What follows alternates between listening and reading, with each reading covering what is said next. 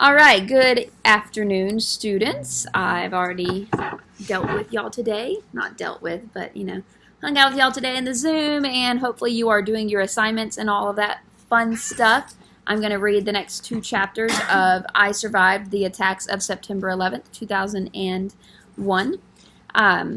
So right now we started off where the first plane had just crashed into the World Trade Center, and then the second paragraph went back in time a little bit to where Lucas, the main character, was playing football, and he was talking about his family and talking about how he got into football because of his uncle Benny. I think was the uncle's name, Uncle Benny.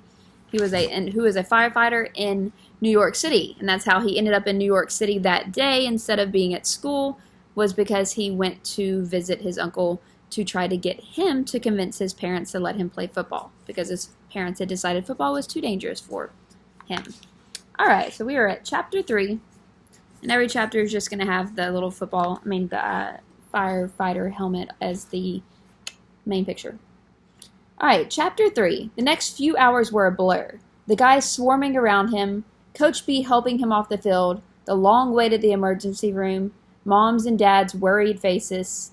But in the end, Lucas was fine. He just had a concussion. Sure, it was worse than the concussion he'd gotten during playoffs last season, and the one before that, during the summer after 4th grade. But he knew he would get better if he took it easy, just like the other times. That night, Dad came into Lucas's room to check on him. "Feeling okay?" he asked. "I'm good, Dad," Lucas said. He really was feeling much better. What killed him was knowing he'd be off the field for 12 days. He already missed the guys. Looking up at Dad, Lucas saw a face almost exactly like his own. They even had the same specks of green in their brown eyes. "You need anything?" Dad said. "I'm good," Lucas said again. Lucas stayed very still, hoping Dad would stick around and talk. But Dad stood up. He leaned over and kissed Lucas on the forehead, and he was gone. Lucas's heart sank a little. There had been a time when Dad would have plopped himself down on Lucas's bed and announced his plan for their next adventure. Some nights back then, they'd wait for Mom to fall asleep so they could sneak down to the basement to work on the Seagrave. Dad and Lucas had been a team of 2.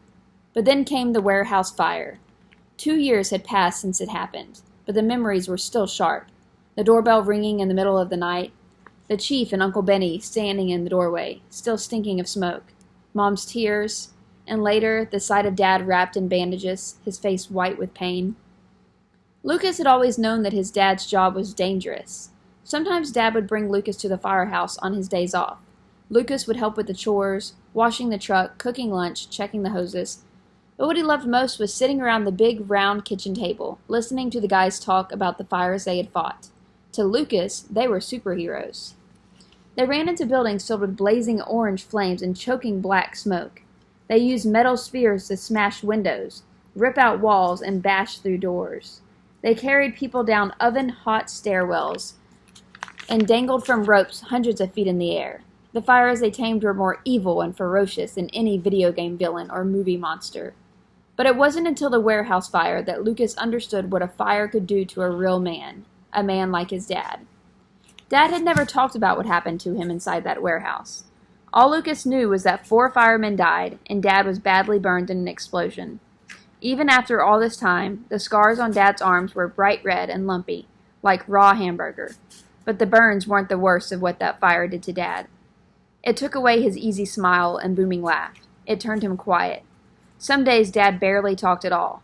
He'd get this look in his eyes, like his mind was somewhere else, probably sifting through the ashes in that warehouse. Lucas stopped asking when they would get back to that model of the Seagrave, which was half finished and covered with dust in the basement. And when the memories of that night came back, or he started worrying that Dad would never be himself again, he'd close his eyes and imagine himself on the football field, surrounded by the guys, their voices calling out his name as he made one of his famous catches. All right, so in this chapter, we learned that the father had a pretty scary accident, or not accident, he was in a fire trying to rescue people, and he got burned pretty badly. He had several firefighters that he worked with that were killed during this fire, and this sort of changed him. He lost his spark. He lost, the excitement of life, it seems like. And he often goes back to that time and marinates and kind of is probably depressed from it, maybe some PTSD. Lucas is letting us know that he wishes he still had his old dad back, but how he deals with that is by playing football. So that's sort of his release. That's what he does to make himself feel better. And I'm sure a lot of you have something that you do to make yourself feel better, to get away from the craziness of life, and you go do something that kind of puts all of that out of your head and just makes you focus on that one thing. And when I was younger, that was also sports for me. Right. Chapter 4, Monday, September 10th, 2001. So we are the day before the infamous attacks. All right. Monday came, the last day before Lucas would be allowed back on the field. He'd been crossing out the days on his calendar, counting down. Mom picked him up early from school for a doctor's appointment. She wanted him checked out before he was cleared to play. "I'm fine," Lucas said. "Can't you tell?" Lucas lifted his arm and flexed his bicep. Mom laughed. "You look incredible." Mom had decided to take him to a new doctor. "I hear he's the best," she said. "We were lucky he could fit you in." His name was Dr. Barrett. With his blonde crew cut and huge shoulders, he looked more like a linebacker than a doctor. Dr. Barrett brought Lucas into an exam room and checked him over, looking in his eyes, listening to his heart and lungs. He asked him to walk across the room with one foot in front of the other. Lucas was sure he had passed all the tests. After the exam, Dr. Barrett waved Mom and Lucas back into his office.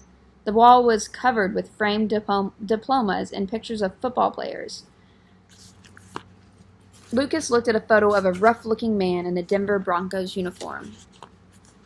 "That's Dan Brock," Dr. Barrett said. "Have you heard of him?" The name was familiar, but Lucas didn't know why. He was All-American at the University of Wisconsin, then a third-round pick for the NFL. Dr. Barrett pointed to the next photo in the row, a big, smiling man with a busted-up nose and chubby baby cheeks. "That's Tyrus Vallone," he said. "He was a star tackle at Florida State, and then he played 10 years for Green Bay." There were 3 other pictures on the wall. It was only the last one that Lucas recognized.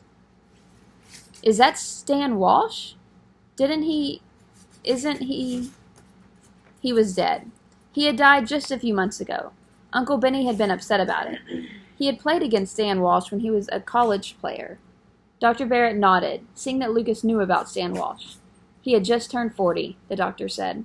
He had the same kind of brain disease you see in men in their 80s. Dr. Barrett pointed up at the wall, at all of the players.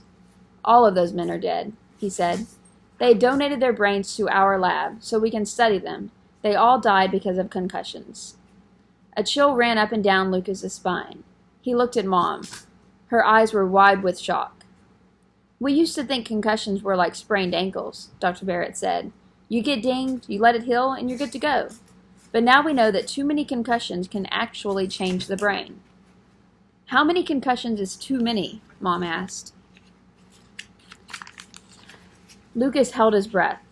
"I would say that in an 11-year-old boy, 3 concussions in 2 years is too many." The room was suddenly quiet.